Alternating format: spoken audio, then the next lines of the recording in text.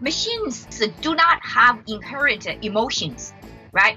So if they only show the empathy to gain trust from human beings, to bond with human beings, they ought to be responsible. Otherwise, will be disastrous. Stand by. I'll be right there. Hello and welcome to Minter Dialogue, episode number 347. Today is Sunday, the 3rd of November, 2019. My name is Minter Dial, and I'm your host for this podcast. This week's interview is with Michelle Zhou. Michelle is co-founder and CEO of Juji, an entrepreneurial initiative to help create responsible and empathic chatbots, or AI helpers as she likes to call them, that can converse naturally, listen actively, and automatically infer users' interests, preferences, and needs to provide personalized guidance. In this conversation with Michelle, we look at how the team have been using AI to understand the other via text-based interactions. What have been some of the key challenges and learnings in the process of developing Juji?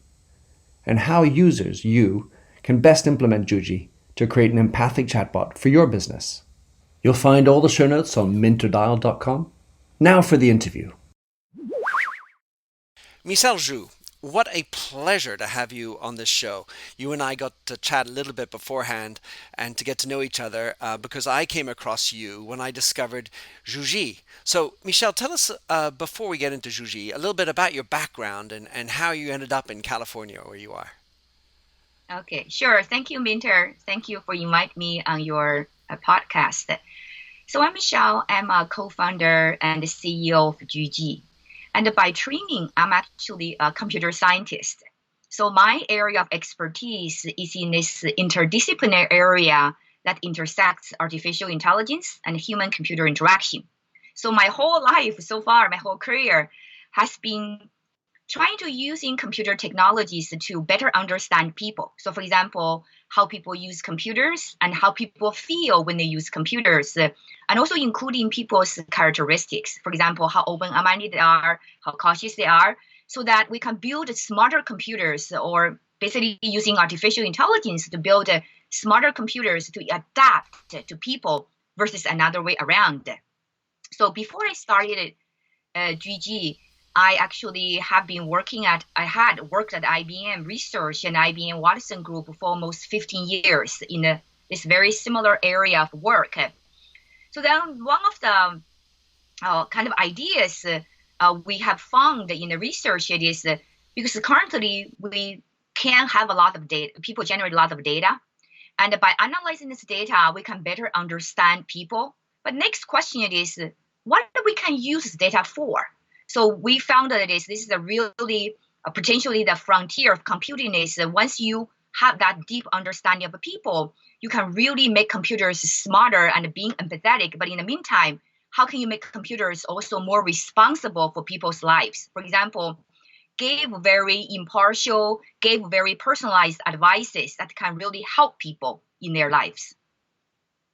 It seems that with Watson, where it's going is that they are becoming more and more specialized and understanding, let's say, the interactions with people in specific zones like medicine or therapy or engineering. And there are different ways that you have interactions going on that are specializing. In other words, really, at this point, the machines are having to bite off only one segment because the idea of trying to do it for everybody is just a nonsense. Is that a fair statement? So what's your question? Well, you have any question? So or? The point is, or the statement is, in order for machines to be more intelligent, they need to portion off and specialize in a certain area in order to manage all this big data that we're talking about and create more human interactions, or at least anyway, more efficient, proficient types of interactions. So I think how I put this one, I think it's okay to go dive down into the domain, right? So I agree with this. So for example, if you wanted to understand a person's career choices, and what would be the career advices you want to give this person. Maybe you wanted to go deeper understanding people's interests and people's passion about the job, about the particular profession. Makes sense, right? And if you wanted to give people financial advices and you wanted to see how people's spending behavior versus people's work behavior, right? So you want to go deep into all these different domains, so which is fine to do that. But however, another part we also found it is doesn't matter what people do in what area, in what domain, and people are people. I just want to give you a very simple example. So let's say if a person who's very cautious, right? Doesn't matter what this person does at work, or what this person does with money, or what this person does with his or her children. There would be very consistent behavior. That's why we call those human characteristics and actually preserved across potentially people's behavior. So you can do both, right? So if you have enough data, you could go deeper with what we call the domain-specific data to figure out a more domain-specific, context-specific characteristics. Or you can first understanding people's general characteristics. So you need both, basically, right? So this is very analogously, probably you knew this in chemistry, you have this periodical table, right? So a periodical table talking about the basic elements in the world. They're ions, they're gases, they are different types of material, right? So this material can be composed together into what we call the alloy, right? Composites. So it's very similarly, we are looking at this one from a very kind of analogous angle. It is people have this what we call the basic characteristics. So for example, extrovert, introvert, and for example, very conscientious driven, very careful, very persistent versus very easygoing. So yes, they may have a different behavior in different area, different domain, different context. But the basic characteristics probably are much harder to change if it's not due to, let's say, big lifetime events. So let us, Michelle, get into what reason how we connected, which is Juji. Tell us what is Juji and what was the inspiration for creating Juji? Okay. So Juji was really created on the premise is it is we want to use computer technologies to better understand individuals because we really have this firm belief everyone is born with a gift, right? Everyone could find a great position in the world. So if we can use computer technologies to understand each other better, maybe we can really reach world peace.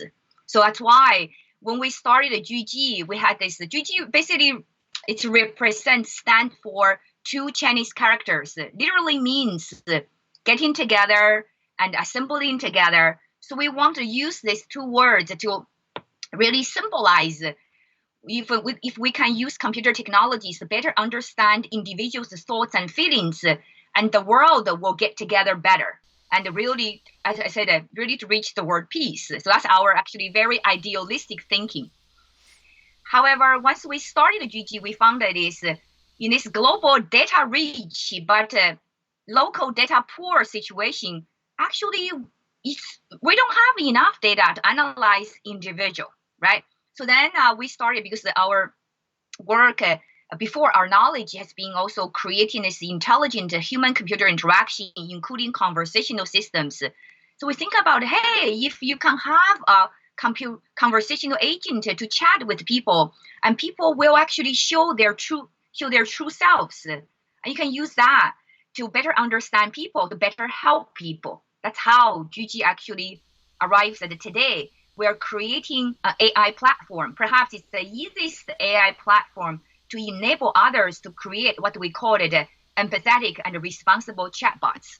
So the idea is to learn more about ourselves through the machines as opposed to creating necessarily just an empathetic chatbot. There's this meta plan of understanding how a frown maybe in one culture is different from a frown in another, and observing those differences to help us understand why when someone speaks loudly, they're not necessarily being extroverted. They might be in one culture afraid or in another culture exuberant. maybe just deaf, maybe just they couldn't hear her. That's great. So, in essence, for us to get a little bit more into the weeds, let's start with if you could explain to us how you define, let's say, prosaically, empathy. So empathy actually by our simple definition is by dictionary, right? So it's in the human-to-human communication interaction. Empathy means the abilities to understand and feel the feelings and share the feelings of other. So for example, if we're talking about something happy, then I can feel you're happy. And if you're talking about something tragic, then can feel that you feel kind of unhappy or maybe miserable about that. So this is what our kind of on the surface understanding of the empathy of the human to human. So how does that change when it comes to artificial intelligence? Because Okay. there isn't much emotion in artificial intelligence as the two words seem to appear. Right. A great question. So from artificial intelligence, from virtual agents, AI agents point of view, yes, you're right. They don't have the emotions of their own, right? But they can demonstrate their understanding, their sharing of other people's feelings. So that's the one you could actually make machines or maybe enable machines to show their empathy. So very simple example, right? So let's say you have a conversation with the computer, with our chatbot, and the chatbot was asking you, how are you feeling today? How are you doing today? And you said, oh, you know what? I'm very disappointed because I made a presentation. I spent a lot of time making this presentation, but my presentation actually practically failed and people didn't like it. And for the machine to show the empathy, the machine would say this, oh, I'm very sorry to hear about that, right?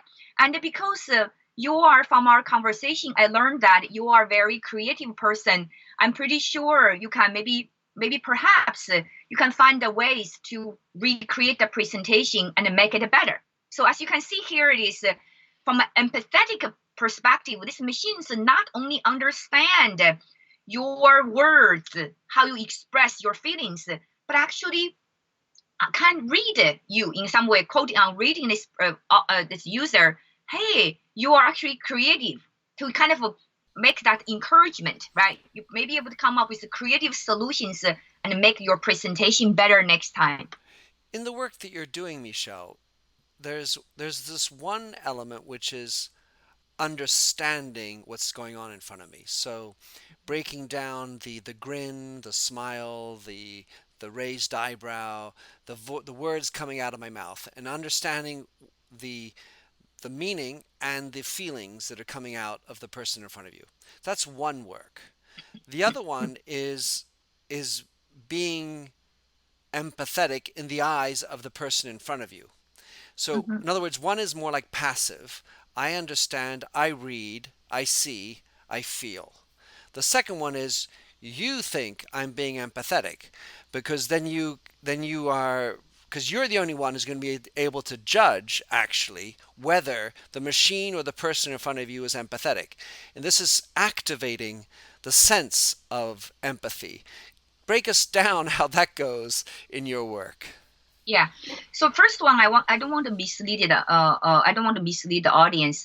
In the current our work, we focus just on understanding the users from their text input.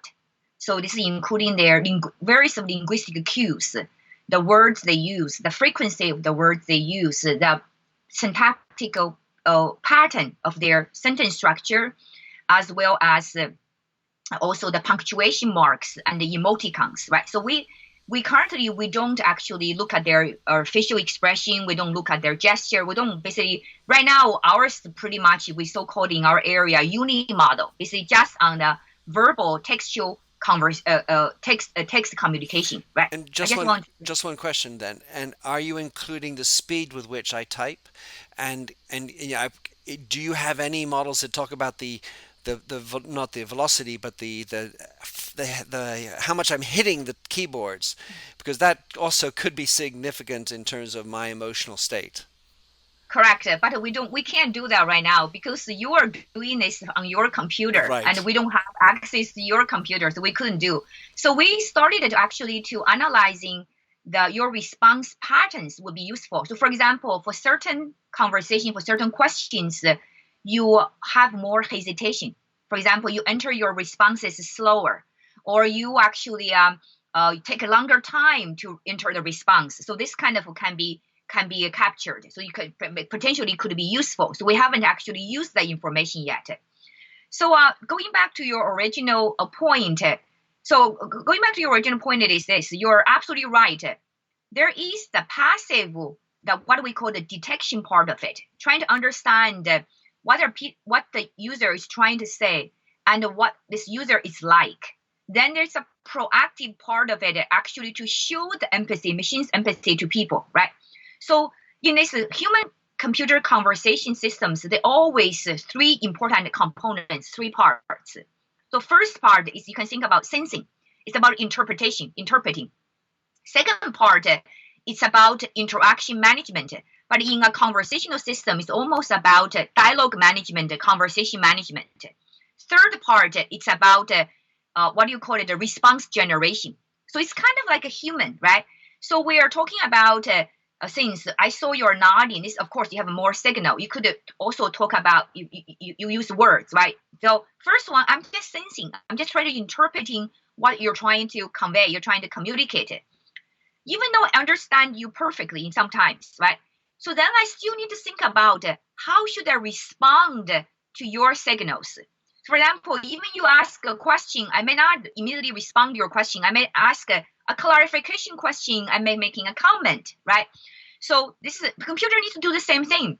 So the third part, once I decided how do I respond, then I need to figure out how. What should I do? Then I figure out how.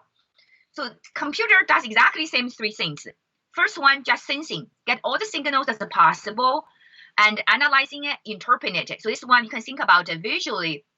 Computer basically is trying to extract a set of user attributes, also user meanings, right? It's called intent, all this information. Then the computer will decide how I best, what should I do to best respond to you. And then the last part, then computer actually synthesizes its response, right? So it's basically from a passive sensing to the proactive responding to the user. Great. I just want to get into that last one, which is the proactive element. What are the kinds of signals that you are finding are strong at being interpreted as being as empathic? So, for example, there are many signals you could use to demonstrate it. I guess if I understand this clarification question, if I understand you correctly, so you are saying it is what signals the computer uses to show empathy? Yes. That's correct, right? So there are many signals, right? So one of the signals could be the user's current verbal text input, right? So for example, one of the signals the user said is, "I am very disappointed, and today is the worst day I ever had," right? So this is from explicit signals from this one. And also second type of signals could be implicit signals. So for example, because of this conversation you have had with this machine for a while, let's say for 10 minutes already, the computer already sensed that you are actually very highly intellectually curious. You also very much love new technologies, right? So this is what we call it a system is reading between the lines. So then they can actually use the signals to say, hey, you are very creative, you're very open-minded. So what is the most, what is the state-of-art technologies actually has attracted your attention? See? So this way you feel like it's like a human-to-human conversation. You feel, wow, you really get me. You really understand me. Does that make sense? Yes, it does. And so a lot of these things are going to be probabilistic because until you have the sum total of all the data of everybody, you have to be operating in generalizations. So this type of keyboard interaction, this type of usage of emoticons and so on would supposedly be this type of person, and therefore I'm going to proactively get into this type of response.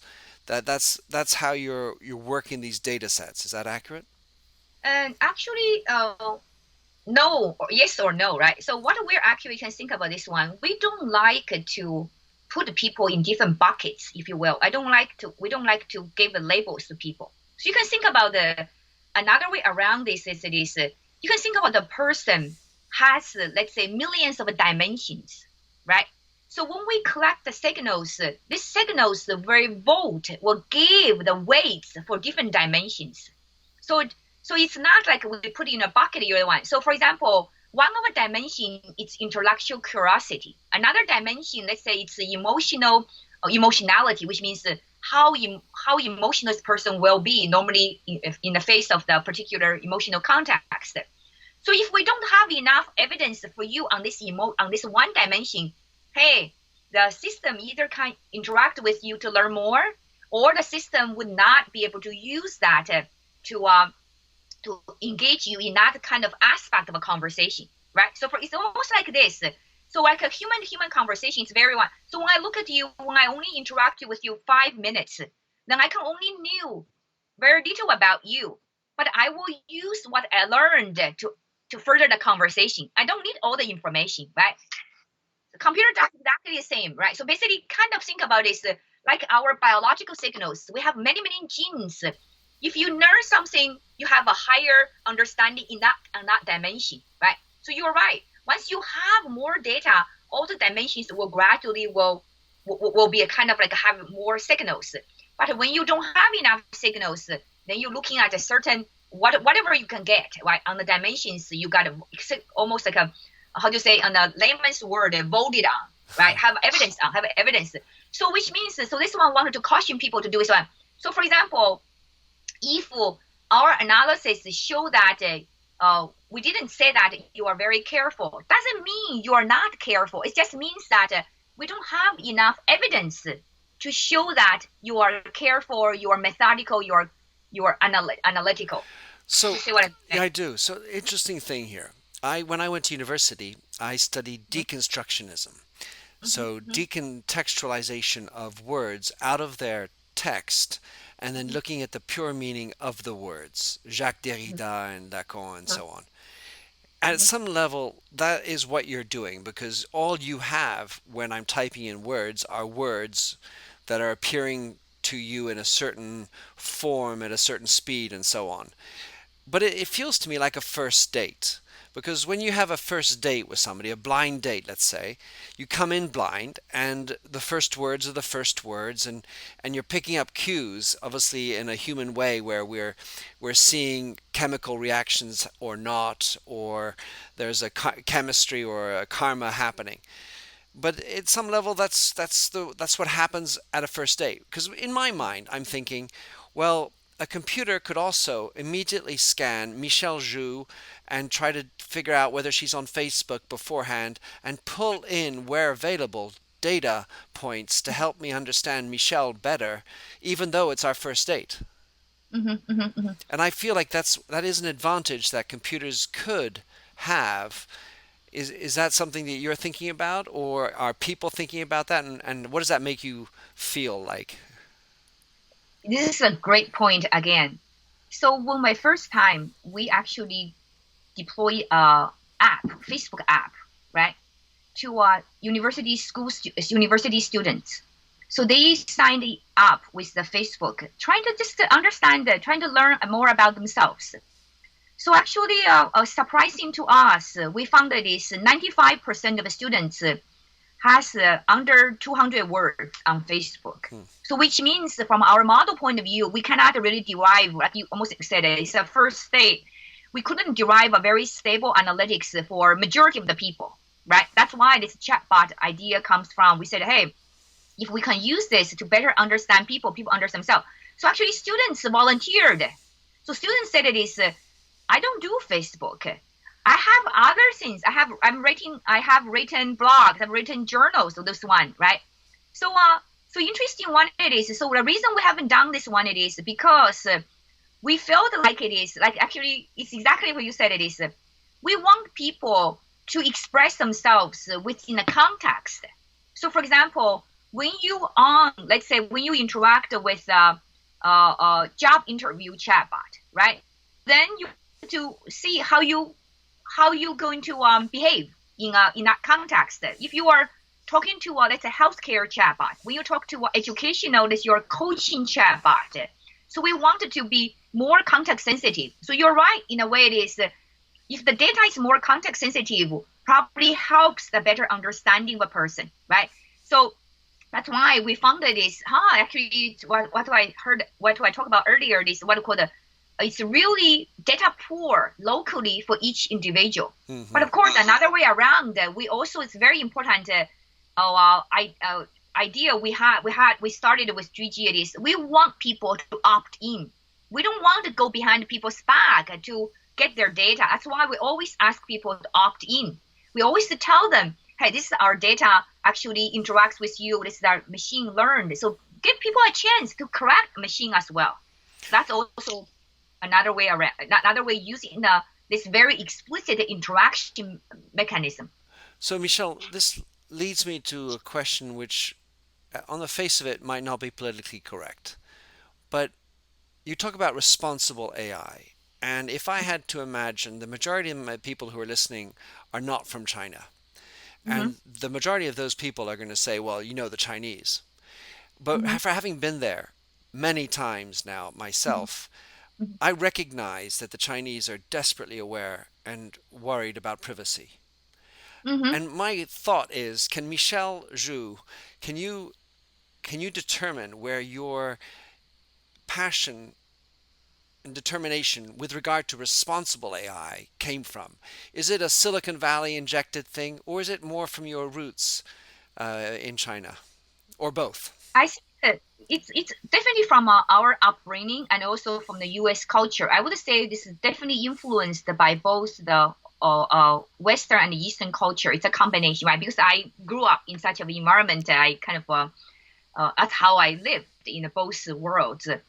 So responsible means it is actually in Chinese educational system, especially when the kids grow up. Chinese parents I would say, will teach their kids to be more responsible. Responsible not just for yourself, responsible for your families, responsible for the society. So that's kind of like when we grew up, that's the education, that's the upbringing we learned from. But in the Western society, the responsible also comes for the world at large, right? So that's basically the both world.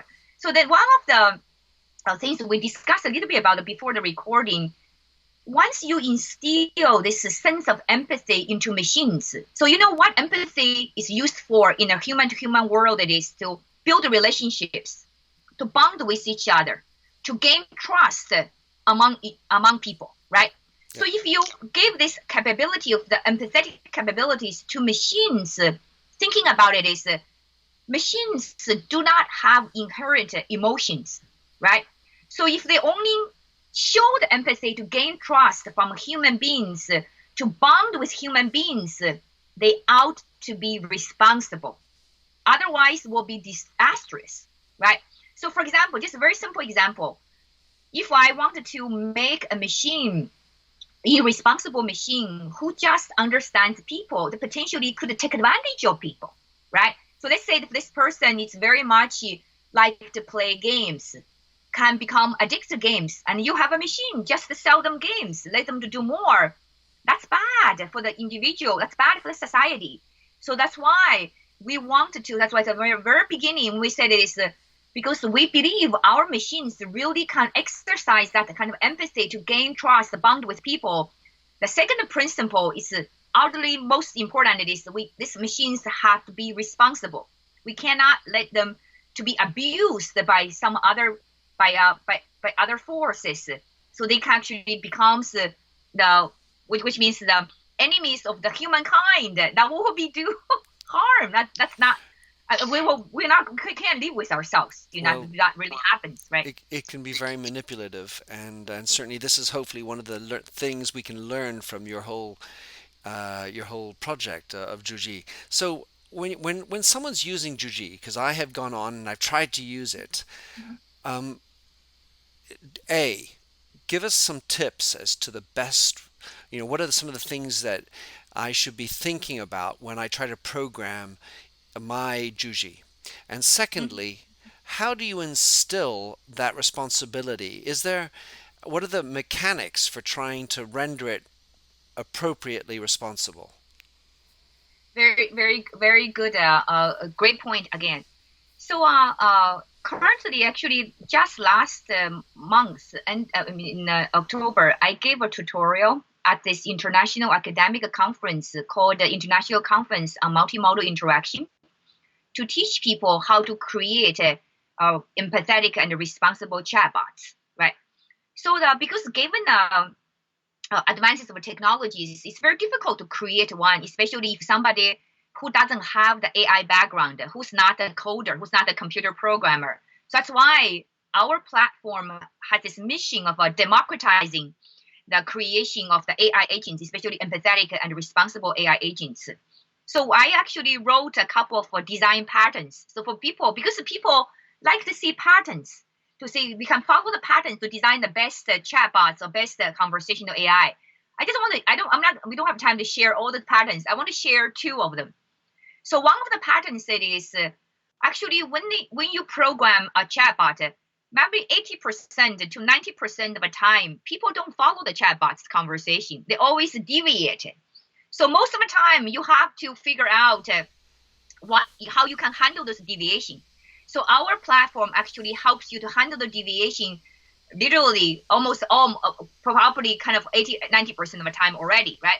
But you still need to be cautious about it. So for example, if you ask a person a question, hey, why do you actually play a game, let's say 20 hours per week, right? So when you say why, and people just say this, I just like it. It's not very kind of satisfying because you didn't learn about it. So in this case, you wanted to be able to cautious about how you handle that kind of we call the user digressions, right? This one, always think about this, how people might digress from your conversation. And I guarantee you, literally 80% of 90% of the time, people will digress, right? So basically, use our platform and use how we have a tutorial to teach people how to handle the digression. Michelle, just makes me think that actually that's also the exercise of empathy. Yes, Because yes. what I would say is this: I play 20 hours because I love the game and it makes me tired. Okay, but what could other people think? What could other people be feeling at that point? And then those are the digressions that empathy can bring with you. Anyway, great. All right, second point, second Yeah. pattern. Yeah, second, so not just empathy, actually, to add to your saying, it's also to make the chatbot more responsible, right? So maybe give an article to say it is playing a long game, what kind of a benefits and risks might be. To say that to really exercise that responsibility. So second part of the one, it is humans, when they chat with machines, it's really very similar as how they chat with other humans, right? So be careful when you say something. Always you have your instill what's so-called the background knowledge. Let me give you a very simple example. We observed in our chatbot and human conversations. So chatbot just basically try to be funny, try to make a joke. I say this, whenever I have time, right? Whenever whenever I don't work, I always chat with my AI sisters and brothers. So what did you do outside of work, right? It sounds very innocent, right? Just the kind of a very simple chit chat. But when you say you chat with AI sisters and brothers, just be aware that the people may really ask you about that. So we have people ask our chatbot, said, so who are your AI sisters and brothers? What do you chat about? You see? So whenever you say something, because the humans are so smart, so when they say this something, they knew how they answer, how they're going to bring up, because they only talk about things they understand, right? But the machines, it's made by humans. So when you humans make machines to chat, humans better be aware of the machines also comes with a background knowledge to actually continue that chat, continue that conversation, right? So this kind of things that we definitely found out. I love that. Yeah, going back to you talking about it to ensure our machines to be empathetic, right? To be also responsible. So actually, we're currently collaborating with universities to automatically evaluate machines to detect. So for example, a very simple example, we just actually put this into our publications. So when sometimes the machines may elicit more personal sensitive information, and the research already found about that people actually are more likely to voice those sensitive information, sometimes maybe voiced unnecessarily, right? So right now, we want to put this evaluation mechanism, automatic evaluation in place to actually warn people. You don't need to tell the machine so much about the sensitive information, unnecessary sensitive information. So actually, in human to human, we say TMI, too much information. Whoa. Exactly, right. So we want to also teach chatbot designers, chatbot builders to do that, because many brands actually care about people's privacy, like for example, from a GDPR point of view. So in this case, we have the mechanism, because everybody, when they write the chatbot, they may not be aware, because they cannot, anticipate how users may interact with the chatbot. So if you put this mechanism in place, then they can make a chatbot more responsible, more empathetic. This is marvelous. Great insights, Michelle. It makes me think of a study that I ran across that shows how human beings interact with dogs and cats, pets, differently. Okay. And here's the insight, is that when you talk to your dog, oftentimes you talk in doggy language. Hey, Patty, come here, good boy. But you never talk to your cat that way. You talk to your cat like a human being. What do you want? Oh, you want to come up? All right, come here. You're very much more real, and therefore they say that a cat is a better therapist than a dog. Because you're more real as opposed to putting on a pretense or some kind of mask. Anyway, fun stuff, Michelle. I feel like I could have gone on with another hour with you. You are a font of wisdom, working on a really interesting area. Appreciate it very much. Tell us who should be going to check out Juji, and how can people find out more about it and you, what you're up to? Mm-hmm. Thank you. So actually, any businesses who care about establish bonding, a bond with their customers, a bond with their employees, or any businesses want to actually establish the deeper relationships and better help the people they deeply care about, and they can come to Juji, right? Because now our chatbots are on Facebook, are on websites, so they can actually turn into their static web-based, online-based interaction and communication into a very empathetic and responsible conversation with the people they deeply care about. So we have actually educational universities, educational companies, healthcare companies, as well as just general actually consumer-based companies using our products to better their bonding, to better their relationships with their customers and employees. Congratulations on that. Yeah, thank you. So they can find us easily at juji.io, right? juji.io. And any of your, how could people track you down, follow what you're up to? Is there any place where you write, or maybe on YouTube that you communicate on? Yeah, so thank you for asking this one. So I actually plan, because I gave quite a few talks over this year and over the years. So I'm going to start kind of so-called chatbot, AI-based chatbot column on Medium. So just look for Michelle Zhou. So I'm going to start a series of articles exactly like what you're talking about, design patterns and how did you actually make chatbots empathetic but responsible at the same time to really help ourselves, help others. Beautiful. Well, I'll be sure to put all that into the show notes, Michelle. And as and when you get some other things you'd like me to add in, I'll be happy to retrofit them back in.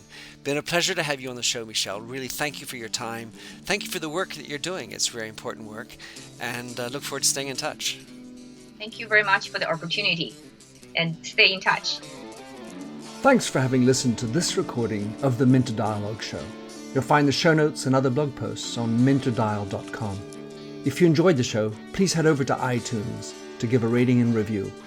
And to finish, here's a song I wrote with Stephanie Singer a convinced man.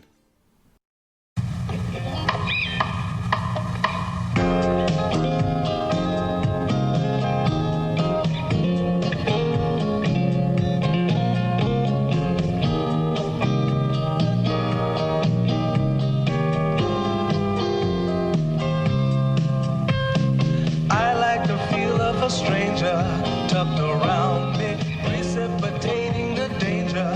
To feel free, trust is the reason. Still, I won't toe the line. I sit here passively, hope for your respect, anticipating the thrill of your intellect. Maybe I tell myself there's no use in me lying. I'm a convinced man, building an urge. I'm a convinced man, to live and die submerged. A convinced man, in the arms of a woman. I'm a convinced man, challenge my fate. I'm a convinced man, competition's innate. A convinced man, in the arms of a woman. Despise revenges and struggle to see. Live for the challenge so life's not incomplete. What's wrong with challenge? I know soon we all die. I like the feel of a stranger tucked around me, precipitating the danger. To feel free, trust in my reason.